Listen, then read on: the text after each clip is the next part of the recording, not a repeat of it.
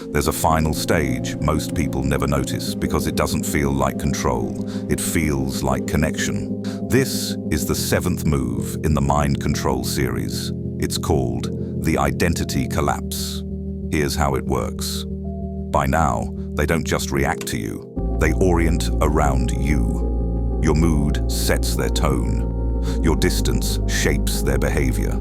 Your silence decides their emotional state. But episode 7 is where things turn irreversible. This is when they stop asking, "What do I want?" and start asking, "What will keep you close?" Their identity begins to bend. They change how they speak, how they react, what they tolerate, what they accept, what they believe they deserve. Not because you told them to, because losing alignment with you feels like losing themselves. This is the collapse. They don't feel complete without your approval. They don't trust their instincts without your reaction. They don't feel real without your presence validating them. And the darkest part, they call this love. They call this loyalty. They call this chemistry. But what it really is emotional replacement. You've become the reference point their identity checks against. You don't need to command them. You don't need to threaten them. You don't need to manipulate directly. They self-correct, they self-silence, they self-adjust, all to remain in sync with you. This is where power becomes effortless. You're no longer influencing their behavior. You're shaping how they see themselves.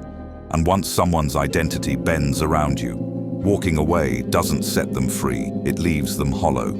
Episode 8 will reveal what happens next, how people either break away or bind themselves permanently to the one who became their anchor. If you felt episode 7 hit too close, it's because this stage is already happening to most people without them realizing it. The Hidden Blueprint of Dark Psychology breaks down how identity slowly bends under emotional pressure, why people lose their sense of self in certain connections, and how control becomes effortless once someone starts orienting around you. This isn't about attraction, it's about becoming the reference point their mind checks before every decision.